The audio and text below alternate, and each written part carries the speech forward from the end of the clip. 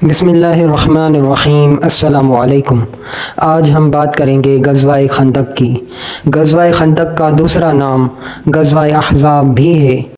مدینہ میں یہودیوں کے 3 قبیلے تھے، ان میں سے 2 قبیلوں کو نکال دیا گیا تھا میثاق مدینہ کی خلاف ورزی کرنے پر، اور وہ خیبر چلے گئے تھے۔ ان میں سے بنو نذیر کا سردار حیی بن اخطب مکہ گیا اور قریش کے سرداروں اور ابو سفیان کے لیے بیش قیمت تحائف بھی لے کر گیا، اور ان کو مسلمانوں پر حملہ کرنے پر بھڑکایا، اور وہ غطفان اور دوسرے قبیلوں کی طرف بھی گیا اور ان کو بھی مسلمانوں کے خلاف بھڑکایا۔ تقریباً سارے عرب قبائل مسلمانوں سے جنگ کی تیاری کرنے لگے۔ جب نبی صلی اللہ علیہ وسلم کو اس کی اطلاع ملی تو نبی صلی اللہ علیہ وسلم نے اپنے اصحاب سے مشورہ کیا۔ حضرت سلمان فارسی رضی اللہ تعالیٰ عنہ نے خندق کھودنے کا مشورہ دیا، جو نبی صلی اللہ علیہ وسلم کو اور تمام صحابہ کو پسند آیا۔ یہ خندق 6 دنوں میں کھودی گئی۔ خندق کھودتے وقت ایک مضبوط پتھر جو کسی سے نہیں توڑا جا رہا تھا، نبی صلی اللہ علیہ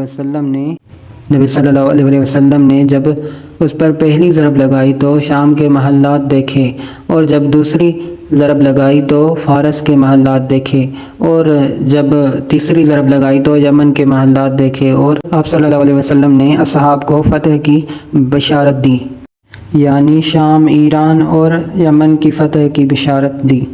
کفار کا لشکر جب مسلمانوں پر حملہ کرنے کے لیے مدینے پہنچا تو کھائی دیکھ کر حیران رہ گیا۔ کچھ پہلوان کھائی کو پار کرنے میں کامیاب ہو گئے، جن میں سے عمرو بن عبدود بھی تھا۔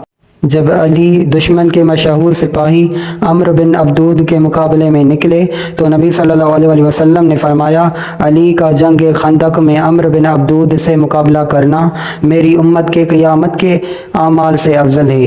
جب باقاعدہ جنگ شروع ہوئی تو حضرت علی رضی اللہ تعالیٰ عنہ نے اپنی تلوار سے دشمن پر بھرپور حملہ کیا تو نبی صلی اللہ علیہ وسلم نے فرمایا کہ علی کی یوم خندق کی ضرب جن و انس کی عبادت سے افضل ہے۔ غزوہ خندق کی جنگ ذی قعدہ 5 ہجری کو ہوئی۔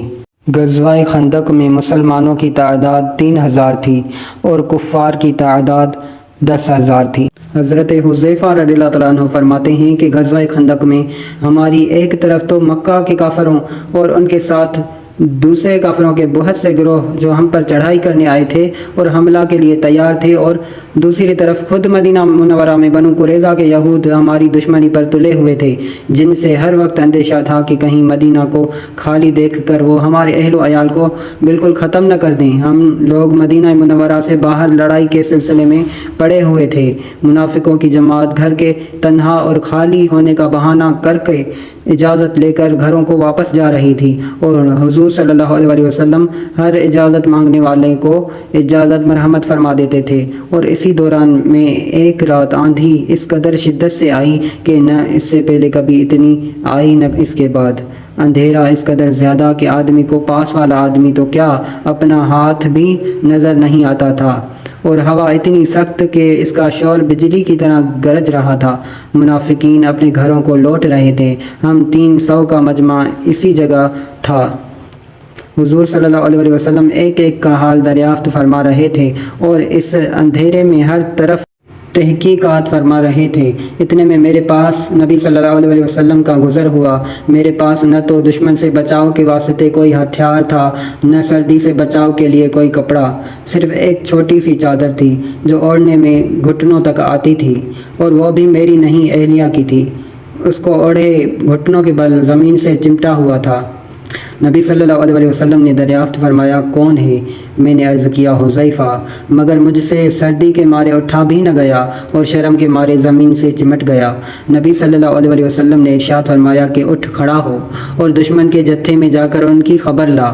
گھبراہٹ اور خوف اور سردی کی وجہ سے سب سے زیادہ خستہ حال تھا، مگر تعمیل ارشاد میں اٹھ کر فوراً چل دیا۔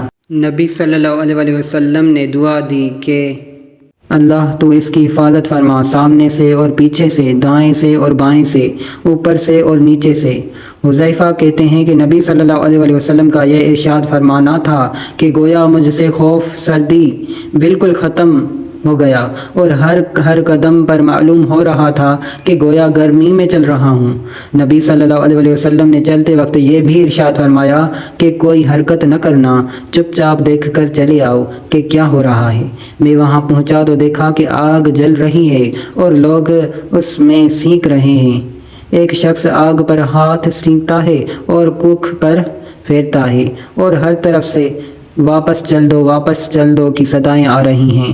ہر شخص اپنے قبیلہ والوں کو آواز دے کر یہ کہتا ہے کہ واپس چلو، اور ہوا کی تیزی کی وجہ سے چاروں طرف سے پتھر ان کے خیموں پر برس رہے تھے۔ خیموں کی رسیاں ٹوٹتی جاتی تھیں اور گھوڑے وغیرہ جانور ہلاک ہو رہے تھے۔ ابو سفیان جو گویا اس وقت ساری جماعت کا سردار بن رہا تھا، آگ پر سینک رہا تھا۔ میرے دل میں آیا کہ موقع اچھا ہے، اس کا کام تمام کر ڈالوں۔ ترکش سے تیر نکال کر کمان میں رکھ بھی دیا، مگر جب نبی صلی اللہ علیہ وسلم کا ارشاد یاد آیا کہ کوئی حرکت نہ کرنا، دیکھ کر چلے آنا، اس لیے میں نے تیر ترکش میں رکھا۔ اس کو شبہ ہو گیا، کہنے لگا تم میں کوئی جاسوس ہے۔ ہر شخص نے اپنے برابر والے کا ہاتھ پکڑا۔ میں نے جلدی سے ایک آدمی کا ہاتھ پکڑا اور پوچھا تو کون ہے؟ اس نے کہا تو مجھے نہیں جانتا، فلاں ہوں۔ میں وہاں سے واپس آیا، جب آدھے راستے پر تھا تو تقریباً 20 سوار مجھے امامہ باندھے ہوئے ملے۔ انہوں نے کہا کہ اپنے نبی صلی اللہ علیہ وسلم سے کہہ دینا کہ اللہ نے دشمنوں کا انتظام کر دیا ہے، بے فکر رہیں۔ میں واپس پہنچا تو نبی صلی اللہ علیہ وسلم ایک چھوٹی سی چادر اوڑھے نماز پڑھ رہے تھے۔ یہ ہمیشہ کی عادت تھی کہ جب کوئی گھبراہٹ کی بات پیش آتی تو نبی صلی اللہ علیہ وسلم نماز کی طرف توجہ فرماتے۔ نماز سے فراغت پر میں نے وہاں کا جو منظر دیکھا عرض کیا۔ جاسوس کا قصہ سن کر دندان مبارک چمکنے لگے۔